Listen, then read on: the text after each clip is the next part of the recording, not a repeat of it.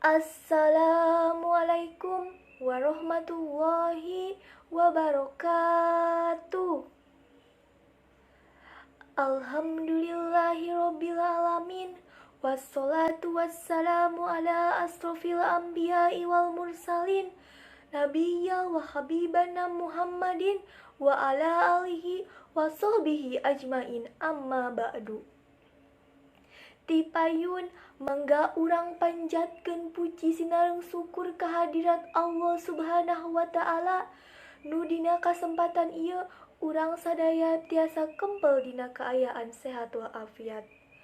Sholawat miwah salam mugia dilimpahkeun ka junjungan urang sadaya Habibana wa Nabiyana Muhammad sallallahu alaihi wasallam, teu hilap ka para kaluargana, ka para sahabatna, oge ka urang sadaya salaku umatna.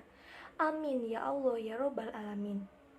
Ibu bapak guru anu kusim kuring dipika hormat, rerencangan sadaya anu kusim kuring dipika cinta.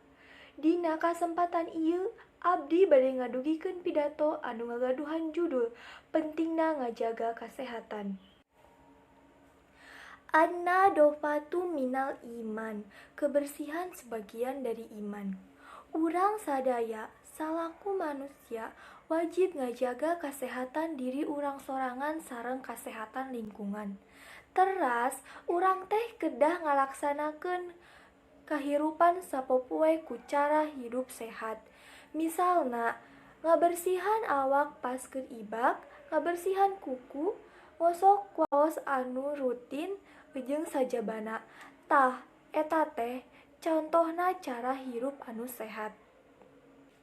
Contoh anu sanesna, urang teh ulah miceur runtah di sembarangan tempat. Ulah nginyidu di mana wae, teras lamun bade bersin atawa batuk kudu ditutupan bahamna sangkan henteu nyebarkeun virus ka batur jeung ami katingalina sopan. Urang teh kedah mika cinta kana kabersihan diri orang sorangan sareng kabersihan lingkungan. Sangkan hate urang gen suci jeung bersih. Lamun urang hoyong jadi jalma anu jajag waringkas, urang teh kedah soson-soson mersihan diri urang tina kokotor anu aya. Bade eta kokotor jasmani atau eta kokotor rohani. Upami bade meresihan kokotor rohani mah gampang. Carana urang teh kedah minang mandi sareng ngabersihan lingkungan serta sadaya kokotor anu mantak nyebabkeun penyakit dina diri urang.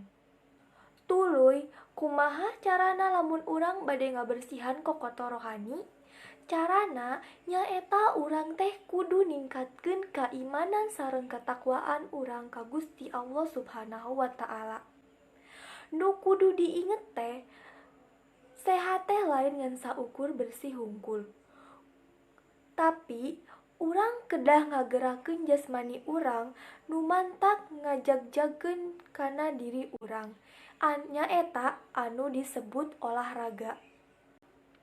Hadirin, cekap sakitu pidato tentang ngajaga kasehatan anu tiasa kusim kuring didugikeun. Hatur nuhun kana parhatosanana, hapunten bilih sim kuring seueur kalepatan dina cariosan.